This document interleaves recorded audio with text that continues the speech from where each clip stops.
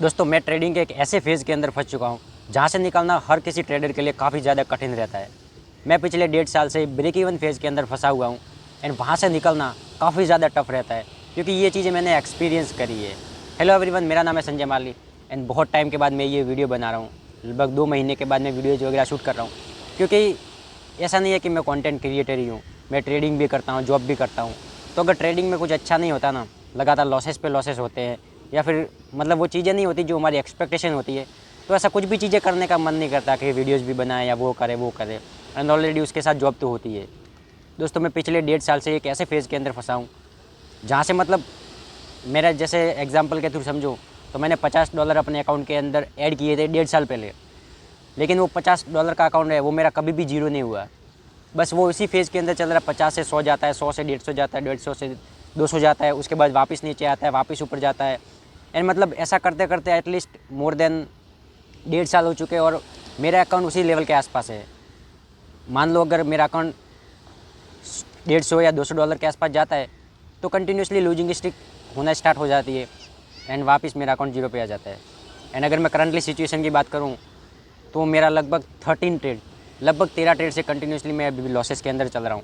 एक भी ऐसा ट्रेड नहीं है जो मेरा प्रॉफिट के अंदर गया हो।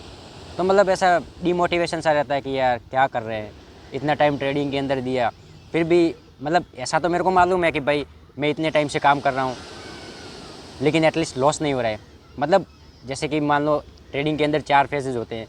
पहला होता है बिग लॉस, उसके बाद आता है स्मॉल लॉस, उसके बाद आता है ब्रेक इवन, उसके बाद प्रॉफिट एंड बिग प्रॉफिट। तो एटलीस्ट मैं कभी कभार ऐसा दिमाग के अंदर जैसे भी ये नेगेटिव थॉट्स वगैरह आते हैं तो ये तो सोचता हूँ कि नहीं यार, एटलीस्ट ब्रेक इवन पे तो आ चुके हैं, मतलब हमने 2 फेज़ तो पार कर ली, एटलीस्ट लॉस तो नहीं हो रहा है, हमारे घर से तो कुछ पैसा नहीं जा रहा है ना। भले ब्रेक इवन पे हूँ लेकिन कुछ ना कुछ ऐसी गलतियाँ मैं कर रहा हूँगा जिसकी वजह से मैं यहाँ पे अटका हुआ हूँ। तो मैं आप लोगों को मेरा पीएनएल बताता हूँ एंड मेरा अकाउंट किस लेवल से गुजर रहा है एंड मेन चीज़ मैं क्या गलती कर रहा हूँ वो मोस्ट इंपॉर्टेंट है। अगर मैंने कुछ सीखा नहीं, जैसा कि मैंने आप लोगों को बताया कि कंटिन्यूसली मैं 13 ट्रेड से लॉसेस के अंदर लगातार हूँ, तो ऐसा तो नहीं है कि एक भी ट्रेड सही नहीं बना होगा, ट्रेड सही बना होगा, लेकिन क्या गलती करी वो भी मैं आप लोगों को आज की इस वीडियो के अंदर बताऊंगा।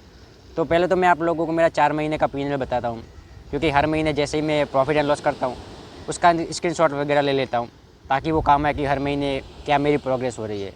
बट अगर इस मंथ की बात करूँ तो पूछो मत, मतलब मेरा पूरा दिमाग ख़राब हो चुका है। लगातार लॉसेस के बाद जो पिछले 3 महीने के अंदर जो मैंने कमाया था ना वो ऑलमोस्ट चला गया है, मतलब ब्रेक इवन के आसपास। एंड जब भी ये सोचता हूँ कि वापस ब्रेक इवन पे आगे जाओ तो पहले थे ही हम, तो फिर ऐसा लगता है कि यार क्या होगा, कब तक। वैसे भी मेरी इच्छा तो नहीं है कि जॉब वगैरह करूँ, बट यहाँ से भी कमबैक नहीं हो रहा है, वहाँ से भी कमबैक नहीं हो रहा है, तो कुछ ना कुछ तो करना पड़ेगा and that's the main thing जो मुझे करनी है। अब दोस्तों अगर मैं अपने पीएनएल की बात करूँ तो सबसे पहले मैं अपना एक्सनेस का अकाउंट ओपन कर लेता हूँ एंड एक्सनेस का अकाउंट ओपन करने के बाद मैं आप लोगों को बताता हूँ। तो ये अपना अकाउंट ओपन हो चुका है। अभी अगर आप इक्विटी देखोगे तो $51 है, लेकिन एक समय पे ये अकाउंट 170 हाईएस्ट पहुंचा था मेरा एंड उसके बाद कंटिन्यूसली लॉसेस होना स्टार्ट हो गए। अगर मैं परफॉर्मेंस के ऊपर क्लिक करता हूँ, परफॉर्मेंस के ऊपर जैसे क्लिक करता हूँ यहाँ पे आप देखोगे तो यहाँ पर भी आपको लास्ट 7 डे के अंदर लगातार 4 लॉस दिख रहे होंगे, लेकिन जैसे ही मैं लास्ट 30 डे करूँगा आप लोगों का दिमाग हिल जाएगा। यहाँ पर आप देखो 1 2 3 4 5 6 7 8 9 10 11 12 13 लगातार 13 ट्रेड से लगातार मैं लॉसेस के अंदर हूँ। अगर बीच का एक जो टारगेट मेरा हिट हुआ था 1:3, अगर वो नहीं गिनूँ तो लगातार मैंने 13 ट्रेड के अंदर लॉसेस किया है। तो आप समझ सकते हो कि इस समय कैसी फीलिंग आती है कि यार लगातार लॉसेस पे लॉसेस चल रहे।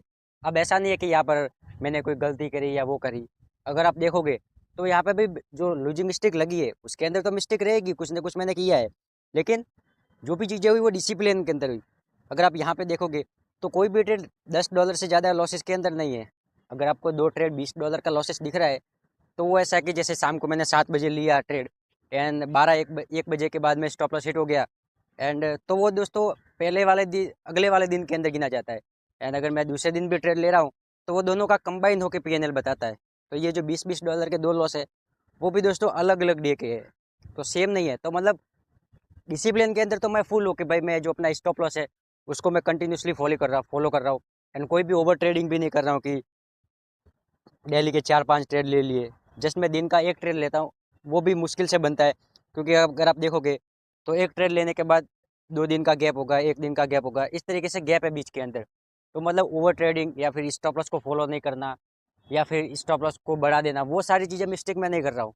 कुछ ना कुछ है जो मैं मिस्टेक कर रहा हूँ, एंड वो सारी चीज़ें भी मैं आप लोगों को बताऊँगा। एंड उससे पहले दोस्तों मैं बात करूँ अगर ब्रेक इवन फेज़ की, तो मैं आप लोगों को मेरा पीएनएल बताता हूँ।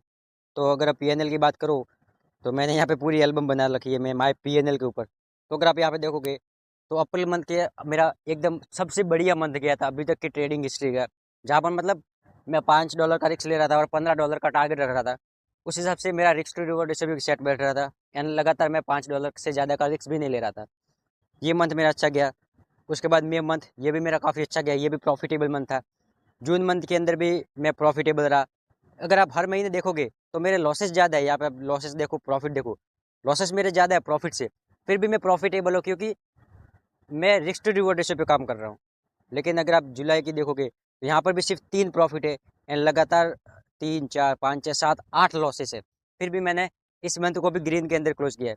लेकिन अगस्त मंथ, इस महीने की बात करें तो आप लोगों को भी पता है कि लास्ट 30 डे के अंदर किस तरीके से अपना चल रहा है, क्या हुआ इसको, हाँ $111 लॉस।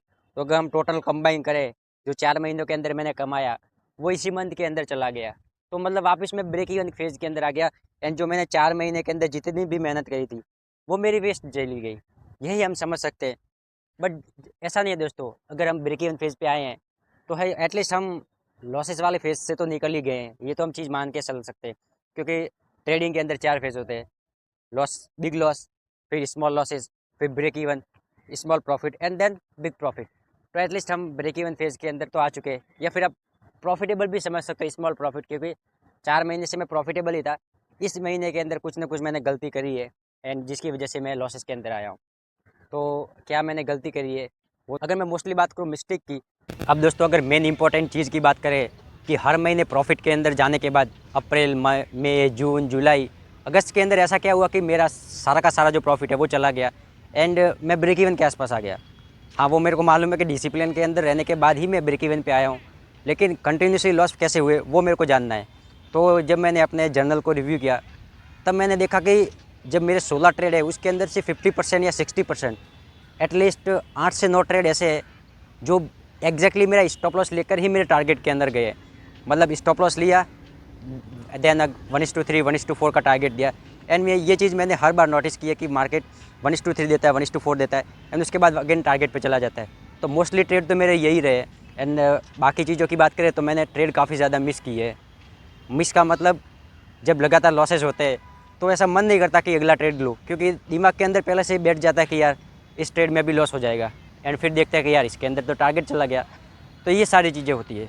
अब दोस्तों अगर फाइनल चीज़ की बात करें कि अब मेरा नेक्स्ट प्लान क्या है, लूजिंग स्ट्रिक को ब्रेक करके मेरे को एक प्रॉफिटेबल ट्रेडर बनने में, जो मैं कंटिन्यूसली 4 महीने से कर रहा था, अगर मुझे वापस उसी फेज़ के अंदर आना है तो मुझे क्या चीज़ करनी पड़ेगी। तो ऑब्वियस ही बात बताओ, तो मैंने जो भी रिव्यू किया है, जर्नलाइज वगैरह किया है, उसके हिसाब से पहली चीज़ तो यही है कि मुझे डरना नहीं है कि मेरा ट्रेड मिस हो जाएगा या नहीं हो जाएगा, क्योंकि इतना मेरे को मालूम है कि ज़्यादा से ज़्यादा क्या होगा, लॉस होगा, और वो भी प्लान लॉस होगा। जो मैंने डिसाइड किया था कि इतना लॉस मैं झेल सकता हूँ वही होगा।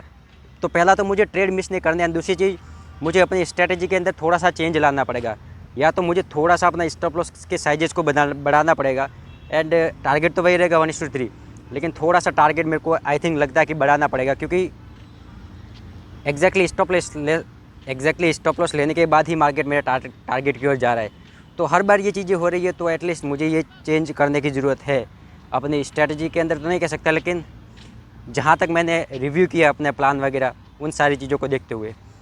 बाकी अगर करंट सिचुएशन की बात करें तो अगर आप मेरे पीछे देखोगे तो पूरा का पूरा समुंदर है, यानी कि मैं मरीन ड्राइव पर हूँ। आज मेरा थोड़ा सा सिर दर्द वगैरह कर रहा था, तो मैं आज जॉब पे नहीं गया, मैंने छुट्टी ले ली, एंड सोचा कि इस बहाने 2-4 वीडियो भी मैं एक साथ बना लूँगा, ताकि धीरे धीरे मैं यूट्यूब पर अपलोड करूँ।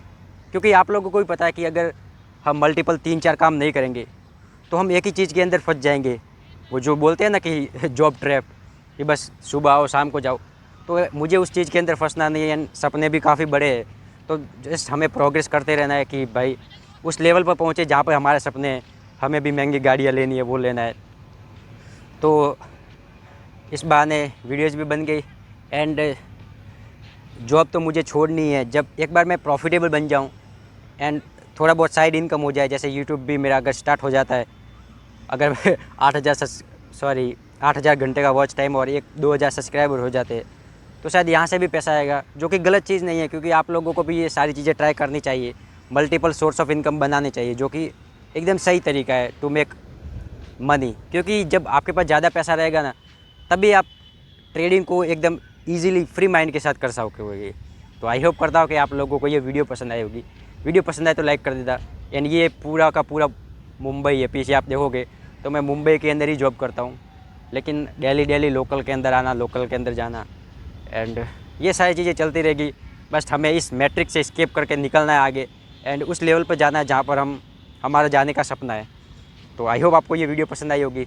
वीडियो पसंद आई तो लाइक कर देना। एंड हाँ, एक मेन इंपॉर्टेंट चीज़, अभी के टाइम पे मेरा जो मेन फोकस है वो IPO के अंदर है।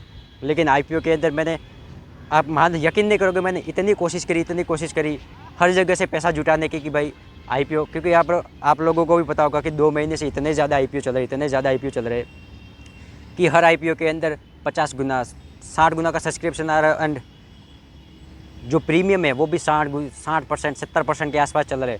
तो अगर एक भी लॉट मिल गया या फिर 2 लॉट मिल गए, क्योंकि अगर मैं अप्लाई करूँगा तो एटलीस्ट 20 से 25 एप्लीकेशन से तो अप्लाई करूँगा, उतना पैसा मैं जुगाड़ करने का सोच रहा था, लेकिन वो हुआ नहीं, क्योंकि जो पेमेंट आने वाला था वो भी अटक गया था, जो कि मेरे दोस्त का था। तो 50-50 कर लेते, लेकिन वो चीज़ें हुई नहीं।